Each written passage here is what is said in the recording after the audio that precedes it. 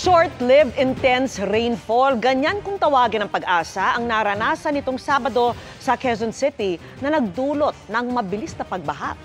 Ang ganito katinding ulan na nakatutok lang sa isang lugar, posible ring maranasan ng iba, lalo't nagbabadya ang La Nina. Nakatutok si Ivan Mayrina.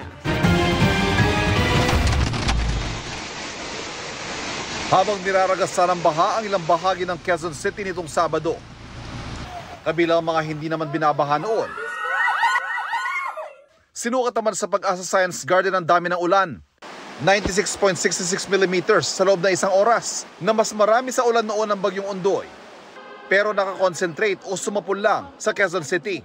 Ang tawag dito ng Pag-asa, short-lived intense rainfall. Kung titignan po natin yung 24 hours, I think it's only 0.5 millimeters for the 24 hours na po yun, ano? So, in-compare natin dito na 1 hour, 96, almost 100 millimeters, na nag-concentrate talaga siya sa Quezon City. So, maari po yan, marami pong may mga instances po na talagang ito po, nangyayari dito, pwedeng mangyayari QC, hindi mangyayari sa Makati or Manila.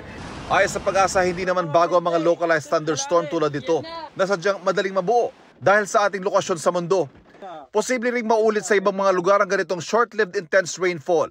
So dapat po yung atin pong mga actions, yung atin pong mga anticipatory actions should be anchored also on that mga short-lived pero severe na mga pag-ulan.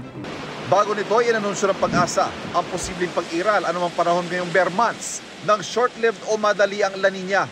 Magdudulot ito na malalakas sa pag-ulan at pagbuo ng mas maraming bagyo. Patuloy ang pagpapalakas ng Pag-asa DOST sa kakayahan nitong maglabas sa mga tama at napapanahong babala.